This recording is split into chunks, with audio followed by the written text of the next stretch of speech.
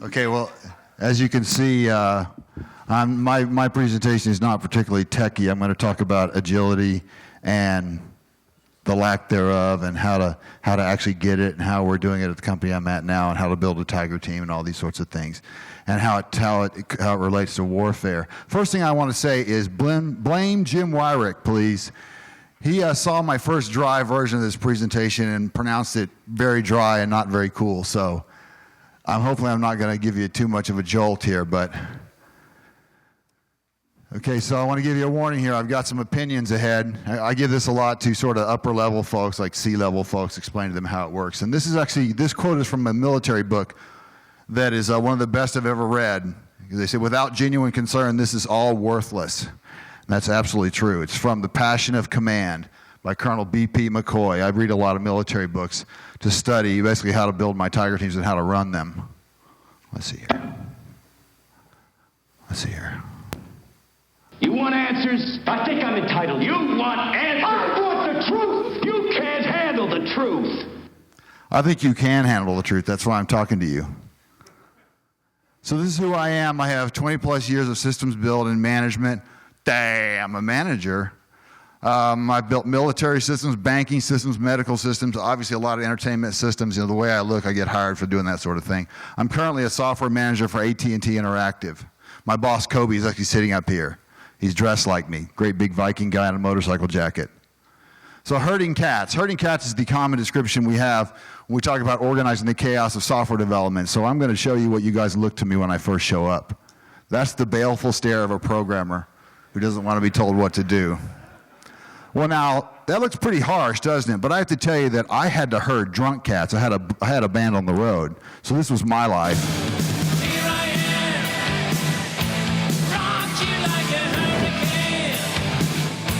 So you get it. Enough of that. This is actually a poster from the wall of the whiskey. I'm going to shoot through real quick some of the junk I did while I was building systems. And then I got sick, and so I stopped playing guitar. And during that time, I had written songs for the Osbournes. I had to deal with Sony Television. I did songs for Dawson's Creek. E-Television shot a wild on episode on me called Hollywood Rocks. Budweiser was our sponsor, which was actually kind of dangerous for me. I signed my deal with Miramax in my hospital bed, actually. But I had a tech career running alongside that, so I was able to keep working. I built systems for the Department of Defense. I built FoxPro systems for them, of all things. I lived in Washington, D.C. That was great fun. I built Citibank's online banking system, also their branch of the future. I was in Time Magazine in 1998 for that. I ran the last build of Ticketmaster. Dell, I wrote their online HR system. That was the first large system I actually built before I stopped programming altogether. Cisco built their international consultant site. I was the software director for Quest Diagnostics. I also was on one of the Grand DARPA teams. We actually built one of the robots, these robots that could drive themselves to the desert and they raced and whatnot. And of course, my very last gig before I went where I am now was CBS Radio. It was a big .NET system. I know that makes you all very excited. Yay, boo! So now I serve a new master. I am now at AT&T Interactive, and they're tolerating me very well, I must say. I've got to say thanks to my boss, Kobe, up here, as he's putting up with me and letting me build my little tiger teams. So this is one of the best quotes ever about agility. It's from General Patton. A good plan violently executed now is better than a perfect plan next week. He was a man on the move. And I think that we would probably agree this is true. I don't know if you would or not, but I think it's true. And there's the man himself. Let's not trivialize what we do. When we talk about putting a whole system together, software development's hard. So why is it so difficult? I think it's because people don't want to admit or accept the truth. Why won't we admit the truth? Well, because we're afraid. When that CIO or CEO is looking at us, we're afraid. We don't want to tell him the truth. What are we afraid of? We don't know many things about the end result. That's why agility is uncomfortable, because we're saying we're gonna basically figure it out as we go along. So why don't we know what the end result will be? Well, I'll tell you why. I think it's the business needs change, new competitors appear, technology tools change violently, and you guys are a great example of that. I've been sitting here getting my head spun listening to you talk about the things you're building. The technology tools are changing dramatically. And new product vision appears. You hire some new guy who's got some great new idea, wants to build a new MySpace, and he's going to make you $1 billion. So you got to build a new system. So how should we deal with this? I say we admit the truth and build our process around these issues. So what is a tiger team? A Tiger team is a small, self-improving software team with velocity and quality as primary drivers. I expect them to produce an enormous amount of product in very short time frames with very low or no defects. And how do we do this? Well, I'll tell you. Well, first of all, let's talk about what can we expect. Actually, we did this. We've already done this with one team at ATTI. We had a project that was slated for 5 weeks. We finished it in 7 days. The next one was roughly equal to the first. We finished it in 3 days. We were accelerating because we were growing our process. Basically, the programmers themselves were growing the process. I was staying out of their way. I mean, it's like it was true agility. We were talking to the product people directly. It was just super ultra fast. So what's different about Tigers? Well, one thing is Tigers are a team. They're really a team. It's not like 4 separate programmers working. They co-own all the stuff, and they do continuous work redistribution. There's all sorts of things we do. Rex Kwando, we use the buddy system. No more flying solo. You need somebody watching your back at all times. And this photograph, I want to say, this is a remarkable photograph I took of a Tiger team meeting. This was 1 minute long, so I had to walk up and snap it. I didn't stage it at all. Actually, and what's remarkable about it is who's in it. There are 2 programmers on the left and 2 QA people on the right. We work very, very, very closely with QA all the time. We get along with them. We actually consider them part of our team. The QA people are Tigers themselves. So they're all smiling because they're having a good time talking about the project. It wasn't because I said, hey, smile. What else is different? Well, Tigers show leadership. This is something I insist upon. I look for leadership inside the group. I give people room to move up if they want to. If they want to move up into a leader position, I say, good, please do. I give them lots of room to run. And this mild-looking woman here, her name is Jaya. She is now the leader of Team Lightning, our first Tiger team. Because we started building more teams, I couldn't run them all, so we handed off the leadership to Jaya. Jaya and I still work very closely together because she's very different than me. I mean, I'm sort of like a berserker. I just go, ah! And she's very calm and calculated and wants to read all the requirements and wants to write a plan and all these things that I just kind of get bored with. So we work together. Tigers self-improve. This is a big thing. This is something I insist upon. Not only are you going to write the system and write the code, you're going to get better at executing. And I expect this to happen every single day. You're going to make some small improvement in the way you're doing things, whether it's pairing using a new tool or some new testing, way you're testing or something. You know, every day you're going to do this. If you improve 1% a day over 1 year, think about that. That's not 365%. That's thousands of percent. Ultimately, you're moving at the speed of thought. I mean, the bat phone rings and you just move.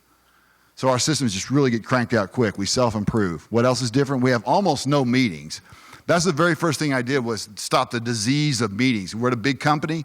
Everybody wants to meet and talk and talk and talk. You get 5 people in a room for 2 hours. You've just wasted 10 man-hours. That's a hell of a lot of programming. And so I just stopped them. No more meetings. You can't meet with my Tiger team. They're going to be isolated. They're going to do what they want to do. If you ask for a meeting with my teams, this is the look you're going to get. What? You want to have a meeting? So what else is different about Tigers? QA and test automation are tip of the spear. This is very important. If I have my way, I have the QA person on the project from the very beginning, literally the first time the product person speaks to us. I want that QA person listening to what they have to say because the programmers are going to listen and they're thinking, how can I build this? And the QA person who has the devious mind is thinking, how can I break this? So they're going to ask different kinds of questions and they're going to get the requirements elicitation is much better. And the test automation engineer starts right away. When you start writing code, the test automation engineer is writing code right alongside you, writing this big test suite of code so we can just, if we need to rip out a feature or something, we can just rip it out and we can run the suite against it. We know if we broke something fundamental. What else is different? We have a shared psychology and intelligence in these groups. They actually start to grow this over a very short period of time. That's a psychology of winning. They expect to win. Boldness, the group becomes very, very bold. They're not afraid of much. And excellence, they push one another. And this was something that kind of shocked me to watch these programmers start to really push each other. Even my speed demons were saying they were seeing so many commits that they were kind of freaking out. And they felt like they were falling behind. So, definitely true. They're not afraid of the dark. And what I mean by that is, we'll start knowing almost nothing. I mean, the thing you really want to do, I mean, waterfall makes sense, because you want to know what you're going to build before you build it, right? I mean, it just makes sense. But we know that our clients have no friggin' idea what they really want when they first start. They just have some vague notion they want something cool or blue or whatever it is. And so, you know, we listen to them, and what we do is we start knowing very little. We just start knowing what we know. We just are not afraid of starting in the dark. And I would have to ask you, if you look like this, would you be afraid of the dark? I don't think you would be. It's actually kind of part of the reason I call my teams Tigers is partially psychology. I want them to think of themselves as fierce. Who is on a Tiger team? Well, the short answer is all the staff needed to deliver a product. I have not won this battle yet at our company. Ultimately, I need DBAs, I need sysadmins, I need one of each essentially to get the thing. Well, I want to do soup to nuts. The product person comes and talks to me or talks to the team and we just bang it out. It's like it's from soup to nuts, it's done. We can deliver a finished product. Now, what I have now, we have a Tiger leader, typically 4 developers, an ideal number because we do a lot of pairing. We do it on the fly. I don't demand it. I don't micromanage in that way. You can pair if you want to. They pair if they encounter a serious problem. They can quad or swarm or whatever you want to call it. All 4 of them will gather. I've seen all 4 of them gather around one computer and solve a problem. A problem that would take a guy half a day to solve, they'll solve it in a minute. And not only do they solve the problem and get off the loop, the negative loop of I can't figure this out, they teach 3 other people how to do it. So it's incredible. The group actually starts to get smarter and smarter. That's what I mean by shared intelligence. Also, as part-time, you may end up with an architecture person. We have an architecture department, actually, which I've been a member of until recently. These sysadmins, DBAs, UI folks, graphics designers, etc. Now, the last person I didn't mention here was the product staff member. Of course, obviously, QA, as I mentioned, and automation engineer. Product staff member, critical. I want that person in the room, preferably. I want them assigned to me. You know, when I ask them questions, what's this thing supposed to do, I'd like to get an answer right then and there, because then we can just buzzsaw right through it. War room development's the best, in my opinion, and have everybody sitting together. So why warfare? Why do I talk about warfare in this? Well, business is battle. Our battlefield is the marketplace. Battle is typically subdivided into attrition and maneuver. There is a third kind of battle that I'll mention right now that I won't actually mention. My name is Rex, and if you study with my 8-week program, you will learn a system of self-defense that I developed over 2 seasons of fighting in the octagon. It's called Rex Kwando. I assume you've seen Napoleon Dynamite. That's Rex Kwando. So I'm not going to actually talk about that, but attrition and maneuver, seriously, are the 2 types of battles, 2 types of battle methods that we typically talk about for real. Attrition warfare is traditional, tactical, clashing head on. It's like 2 big armies clashing head on and grinding it out for victory. In companies, it's like one big company grinding down another company because it's smaller and doesn't have as much money to, for example, advertise or whatever. What companies do this sort of thing? Well, Tower Records, who I used to work for, is sadly out of business. GM, I think we know their story, attrition warfare company. Ford, attrition warfare company. Chrysler, attrition warfare. And I understand Home Depot is actually in trouble. And that's an attrition warfare company as well. I mean, they're fighting Lowe's and Walmart and whatnot. Now, I don't think attrition warfare is useless. As a matter of fact, I think it's very, very useful because you've got to hold on to ground, even in the market. So to prove that, I'm actually going to bring on a great American here that I believe is a great attrition warfareist. President Dwight Eisenhower, who was General Eisenhower and Patton's boss, because Patton was a maneuver warfareist. I know what you're thinking. I know that, dude. Okay, so let's talk about maneuver warfare. Now, maneuver warfare is rapid, modern, and violent. And we have unexpected movements. This is the whole internet space. It's just you don't see what's coming. What companies are good at this? Well, certainly Apple is very good at this. eBay came out of nowhere. MySpace, I didn't see that coming. Facebook, of course, just glommed onto that. Very, very good stuff. So let's talk about the military aspect of this. The U.S. Marines are full maneuver warfareists. I walked into the Marines officer recruiting station over here, and they weren't too happy to see Elvis walk in. I was actually looking for a book. Ironically, the 2 great leaders I'm going to talk about were not Marines. Patton was not a Marine. Just to give you an idea of the difference between maneuver and attrition warfare, Eisenhower, when they hit the beaches in Normandy, they were grinding against the German army. They were taking half an acre a day. Tens of thousands of men were dying. They were crushing against the German army. Well, Patton's opinion was, I'm mechanized. He looped around them, took a pee in the Rhine River, and went straight into Germany. He actually fell on the Germans behind them. They were terrified of him because he was completely out of his skull. Another great example would be General Sherman. In the Civil War, General Sherman decided, I'm not even going to fight the Confederate Army. The Confederate Army is not my problem. He said, the problem is the slaveholders. The problem is the aristocracy of the South. I'm going to burn the plantations down, and I'm going to free the slaves. He saved so many lives doing this. I thought he was Satan because I grew up in the South. But the plain fact is the Confederate Army started hearing about this guy that was burning down their country, so they started running home. And another interesting stat about General Sherman is he lost 1% of his men. 1%. That's an astonishing number in the Civil War. It's almost nothing. And when you get down to it, he's a real American hero. And I sort of feel bad about hating him when I was younger. Okay. So let's talk about business maneuver warfare. Does anybody know who this is? I didn't know who this is. Anybody know? Does anybody know who this is? It's the founder of eBay. So I'm going to end up with who I believe is the greatest maneuver warfarist currently, and I think you'll know who this is. Steve Jobs himself. O Lord, bless this thy hand grenade, that with it thou mayst blow thy enemies to tiny bits in thy mercy. I know he says that prayer every time he pulls out an iPod or an iPhone.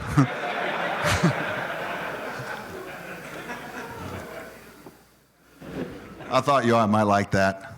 Okay, let's talk about speed. Speed itself is a competitive weapon. The military says speed itself is a weapon.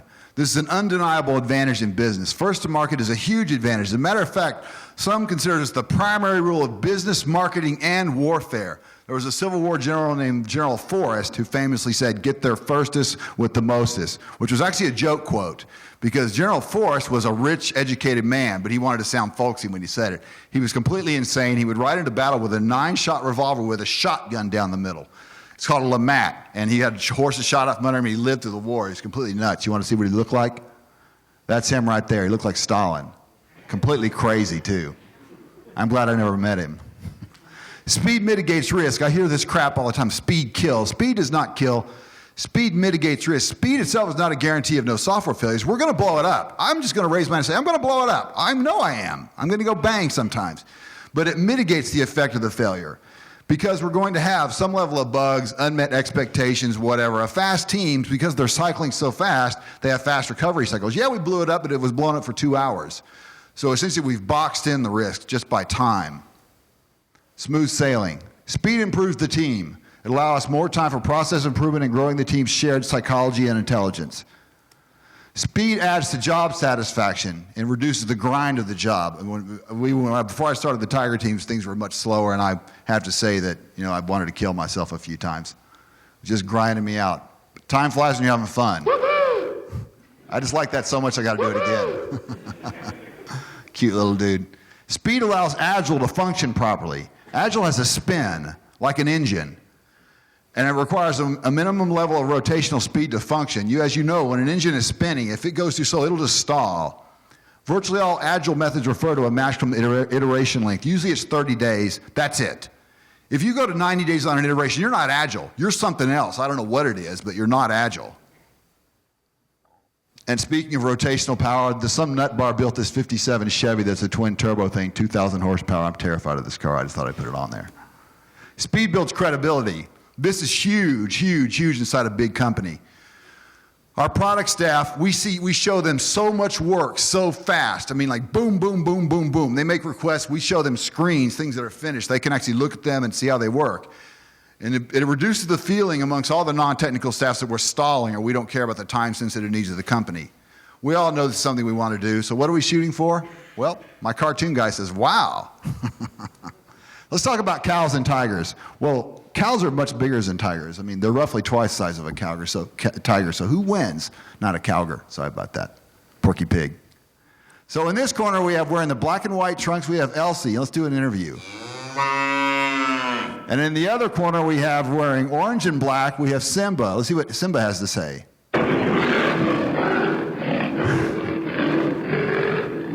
My money's on Simba. Super fast, Mr. Agile himself. Let's talk about cows and tigers too. Now, this is a disease I see all the time. If you're using agile terms to describe a non-agile process, people will start describing every meeting as a scrum. They'll have a 3-hour meeting and say, we had a scrum. You didn't have a scrum. You wouldn't know a scrum if it bit you on the butt. The plain fact is that this is just, it's worse than phony because it gives you a false impression of agility. You're not agile. You've adopted a taxonomy. And that is, I see that all the time. It just makes me crazy. It makes agile almost a joke. As a matter of fact, I hate using the term agile because of it. Even in our company, what happens is from on high, the executives say, we're going to be agile now. And somebody reads a book and says, oh, there's a word scrum here. I'm going to use that word scrum over and over and over and over and over and over and over and over and over. And it doesn't mean a damn thing. So actually, if you're doing this, you're not this. You are, in fact, this.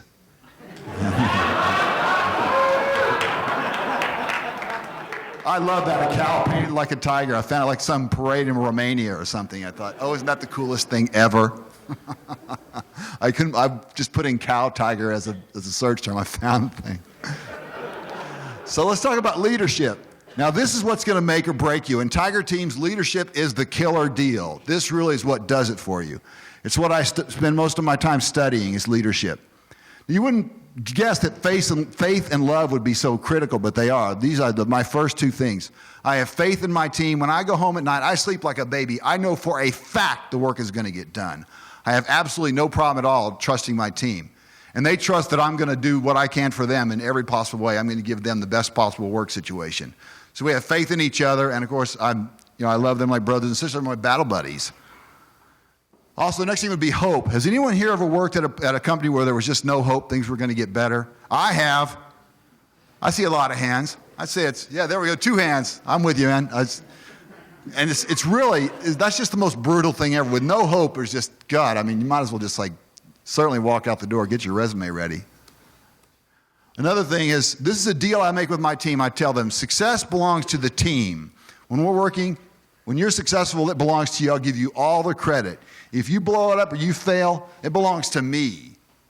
It's a fear reduction strategy I have. It's psychology. I say, I will absolutely go to the president of the company and say, I blew it up, my fault.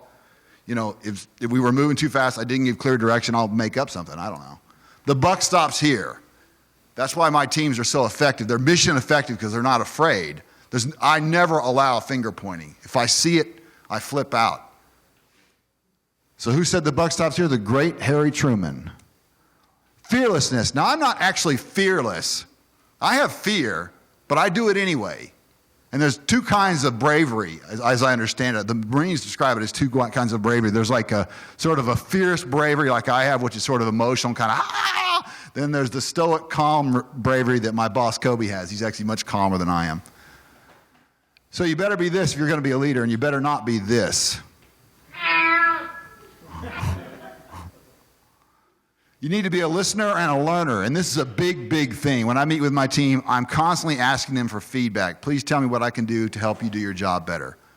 This is a big deal because programmers rarely get asked this in my experience. They rarely get asked, really, what do you need to do your job better? I mean it, and it takes a while for them to even believe me that I mean to ask this because there's just so much cynicism. I am a protector of my team. I protect them from outside influences, particularly stupid meetings. That's my big pet peeve. People call meetings with my team, I just hate it. Internally in the team, on occasion, you'll get a problematic personality, and you've got to actually make sure that person doesn't poison the rest of the team. The team members themselves, on occasion, I've had team members get so excited because they're getting so much done and they're seeing so much success, they flip out and they start working 7 days a week. I've had this happen. I had it happen on CBS Radio. I would go in on the weekends just because I'd wander in just because it was a cool place to work. I worked in the SAG building on Wilshire. And so I see famous people all the time, so I would just go on the weekends just see who was there. And there'd be guys there, like every weekend. Finally, I had to tell them, you guys got to go to Disneyland or something. I mean, seriously. It doesn't happen often, but I have had it happen. So let's talk about the U.S. Marines management techniques. There's actually a book called Core Business. It's spelled like Marine Corps, C-O-R-P-S. And they list the 30 management techniques of the Marine Corps. I have chosen 4 of them specifically because the Marines list all these management techniques about killing people, which I don't need, and I don't have to kill anybody, not yet. So I'll start with the first one here. I manage by end state and intent. I don't ever micromanage my team. I say, there's where we're going, and I want you to get there. And since they co-own it, they're going to get there. I mean, these 4 cats are going to get there. I'm not worried about it at all. And they're happy that I leave them alone. Smart people, in my opinion, don't need to be bugged to get their job done. This is just my very firm opinion. And the Marines expect it. They want to see how you do. I reward failure. Now, that may seem at odds with the idea of no defects, but in fact, if you're making no mistakes whatsoever while you're writing, you're probably not moving fast enough. You're probably not trying that hard. That's my opinion. I expect you to blow it up on occasion. And that's why the automation engineer and the QA people are there to catch that. But it's a mistake-friendly environment. No one's going to point a finger at you and say, you blew it up, you blew it up. I don't put up with that crap. I demand to be questioned. I want to know what you think. I want you to ask me questions. Because a lot of times, again, programmers are not particularly verbal. I mean, I don't know how else to put that. This is the big one. Glorify the lower levels of the organization. In the Marines, the grunts are more important than the generals. I mean, the folks at the muckety-mucks at the top, yeah, they're there and they do some important things and they talk to, I guess, other big companies and whatnot. But really, the work is getting done at the programmer level. So they must understand this. And again, I talk a lot to people high up in the organization. And I just drill them. I say, my programmers are the kings, essentially, as far as I'm concerned. Politeness and professionalism. This is a disease in software engineering, the lack of politeness and professionalism. Somehow we get it in our head, once we get out of kindergarten and we start writing software, we can just be jackasses to each other. This is not acceptable. And I'll tell you why. Well, give you one example. In the Marines, they are a killing machine. But in the Marines, if you are impolite or unprofessional, they will throw you in jail. They won't tolerate it. And we're not shooting at each other, folks. Let's just be civil to each other, for God's sake. Because when you don't have politeness and professionalism, you have what? You have poison. The air becomes poisonous. If some guy's sitting at his desk and he's going, I hate this company, I'm like, go in your car and yell at yourself, for God's sake. I don't want to hear it. So I want to talk about Agile itself. Agile is not a methodology. It's not. It's something else, and I'm going to tell you what I think it is. I believe Agile is a mindset. You come to any of my Tiger meetings, you'll hear this. It's a mindset, a way of thinking. The methodologies around Agile are, certainly helpful, because you got to have some way to execute, but it's not a methodology. And also the last thing is Agile is inevitable. I've worked on a lot of mainframe systems, really big old COBOL systems, and every one of those systems had been rebuilt, refactored, had been features taken out of, added to, ripped every way to Sunday. And so I guess what you're at there is you're at Agile anyway. So want more info? Well, I have written a manual. I'm actually writing a full-length book on this subject. This is currently available at my company, and also you can contact me at herdingtigers.com. And if you want to yell at me and tell me I'm full of crap, I'm Danny at herdingtigers.com. Any questions? Are you all pinned back into your seat? Okay, yeah. When you say that you reward failure, I've heard that a lot of times. Are you giving like $20 gift certificates to Chili's for crashing the server? No, I generally just not, I just don't say it's all groovy, it's like, it means you're moving fast. It's like you show appreciation as opposed to, like you said. Yeah, I don't walk up and give them $20 for Chili's. I might hand them a beer. Here you go, dude. Cool one. Okay, yes, sir. Mostly from the perspective of the program manager, the coordination style. What if you're the junior developer? Then how do you promote this type of, agility? It's why I'm talking to you guys, specifically this group. You guys are super smart. You're very active. I want you to go and promote this. I want you to actually talk about it, talk about real agility, and point out when you see just something that is just baloney. I mean, I was early when I got here, I was talking to some cats, and they said right away, they were like, oh yeah, I know exactly what you're talking about. We've got this disastrous thing going on at work, and they're calling it Agile, and we're calling our meeting Scrum, and everybody knows that it's like a running joke in the industry. But this is a place I can start. I'm starting here with the programmers, and I think that you can talk to your boss and say, hey man, you should just maybe really think about, really adopting Agile practices as opposed to. And what you can do personally is to just get to where you don't get so attached to your code that you think it can't be changed. Your code is not that precious. That's the way we look at it in the Tiger team. We always joke about it. Don't get too attached to your code because we're just going to rip it out. We may build a whole thing that we just tear down because it didn't work as we expected to, or the product people didn't like it. So there are several things you can do. Talk to your boss, adopt Agile practices personally, study up on it yourself so you understand it. I recommend a book called War Fighting. It's a primer that is written by the Marines. It's about this thick. It's literally a tiny little book. It's got the theory and conduct of war. They talk about understanding the nature of fear, and they talk about attrition warfare, maneuver warfare, and it's just so you educate yourself. It's called War Fighting. You can buy it on Amazon. You have it? Okay. Okay, cool. All right, cool. Thank you.